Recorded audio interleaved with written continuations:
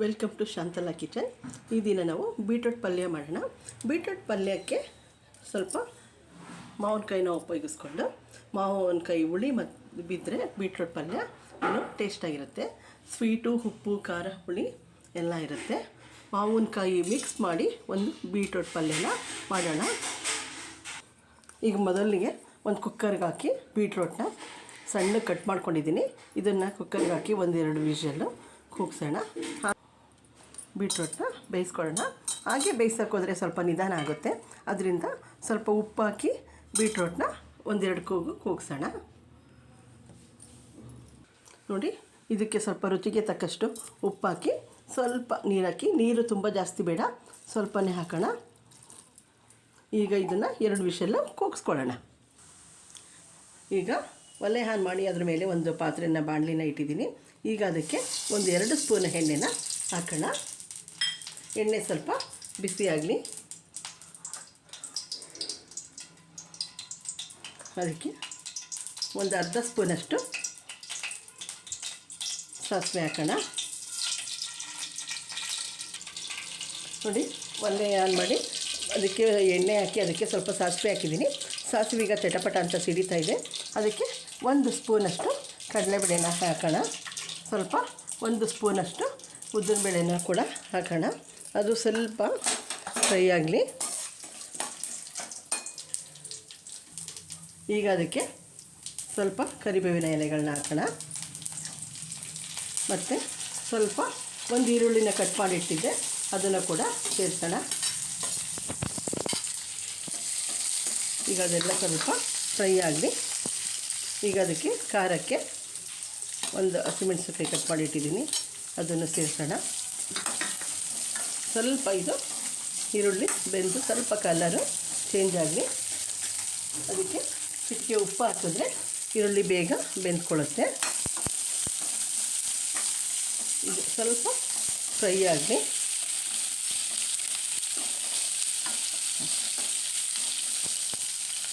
ಈಗ ಅದಕ್ಕೆ ಇಲ್ಲಿ ಒಂದು ಸ್ವಲ್ಪ ಮಾವಿನಕಾಯಿನ ತುರಿದಿಟ್ಕೊಂಡಿದ್ದೀನಿ. ಈಗ ಅದನ್ನು ಕೂಡ ಆ್ಯಡ್ ಮಾಡೋಣ. ಮಾವಿನಕಾಯಿ ಸ್ವಲ್ಪ ಒಗ್ಗರಣೆಯಲ್ಲಿ ಸ್ವಲ್ಪ ಬೇಯಬೇಕು. ತುಂಬ ಹೆಚ್ಚು ಹಾಕೋದೇನು ಬೇಡ, ಸ್ವಲ್ಪ ಹಾಕೋಣ.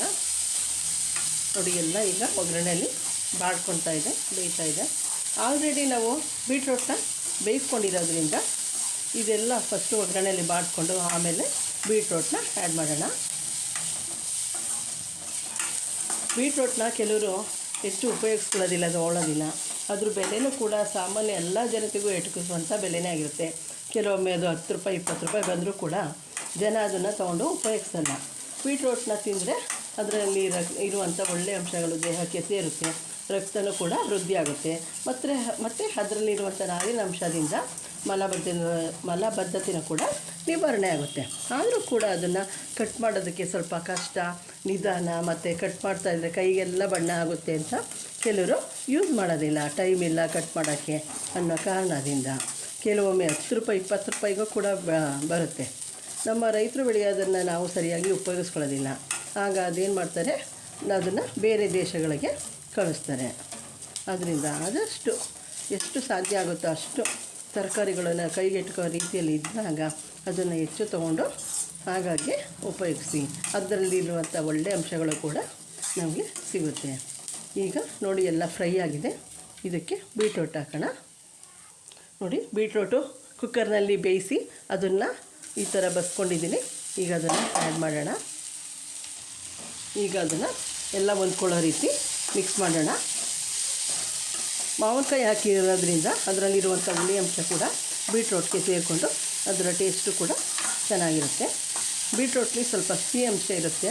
ಈಗ ಹುಳಿ, ಉಪ್ಪು, ಖಾರ ಎಲ್ಲ ಸೇರಿಕೊಂಡು ಚೆನ್ನಾಗಿರುತ್ತೆ. ಇದು ದೋಸೆಗೆ, ಚಪಾತಿಗೆ ಎಲ್ಲದಕ್ಕೂ ಕೂಡ ಹೊಂದ್ಕೊಳ್ಳುತ್ತೆ. ಮತ್ತು ಊಟ ಮಾಡಬೇಕಾದ್ರೆ ಸೈಡ್ ಡಿಶ್ಶಾಗೂ ಕೂಡ ನಂಚ್ಕೊಳ್ಬೋದು.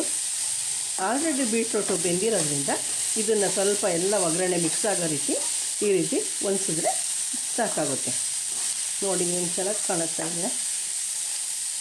ಹಾಗೆ ಇದರಲ್ಲಿ ಸಿಹಿ ಅಂಶ ಇರೋದ್ರಿಂದ ಕೆಲವರು ಸಕ್ಕರೆ ಕಾಯಿಲೆಯವರು ತಿನ್ನೋದಿಲ್ಲ.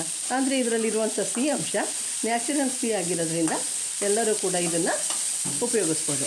ಇದನ್ನು ಹಸಿಯಾಗಿ ತಿನ್ನೋದ್ರಿಂದ ಇದರಲ್ಲಿರುವಂಥ ಎಲ್ಲ ಅಂಶಗಳು ಕೂಡ ನಮ್ಮ ದೇಹಕ್ಕೆ ಸಿಗುತ್ತೆ.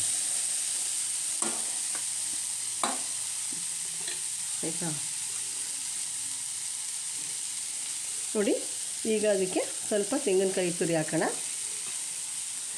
ಇದೆಲ್ಲ ನಿಮ್ಮ ಟೇಸ್ಟ್ಗೆ ಅನುಸಾರವಾಗಿ ಹಾಕ್ಕೊಳ್ಳಿ, ನಿಮ್ಗೆ ಎಷ್ಟು ಬೇಕಷ್ಟು. ಮತ್ತು ಸ್ವಲ್ಪ ಕೊತ್ತಂಬರಿ ಸೊಪ್ಪು. ನೋಡಿ ಎಷ್ಟು ಕಲರ್ಫುಲ್ಲಾಗಿ ಕಾಣಿಸ್ತಾ ಇದೆ.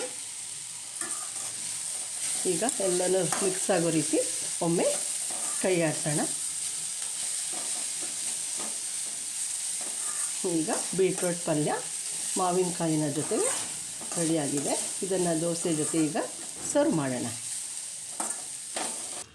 ನೋಡಿ, ದೋಸೆ ಜೊತೆ ಬೀಟ್ರೋಟ್ ಪಲ್ಯನ ಸರ್ವ್ ಮಾಡೋಣ. ಇದು ಪಲ್ಯ ಊಟದ ಜೊತೆಗೂ ಚೆನ್ನಾಗಿರುತ್ತೆ, ದೋಸೆ ಚಪಾತಿಗೂ ಕೂಡ ಚೆನ್ನಾಗಿರುತ್ತೆ. ನನ್ನ ಈ ವಿಡಿಯೋ ಇಷ್ಟ ಆದಲ್ಲಿ ಲೈಕ್ ಮಾಡಿ, ಶೇರ್ ಮಾಡಿ, ಸಬ್ಸ್ಕ್ರೈಬ್ ಆಗಿ. ನನ್ನ ಈ ವಿಡಿಯೋನ ನೋಡಿದ್ದಕ್ಕಾಗಿ ವಂದನೆಗಳು.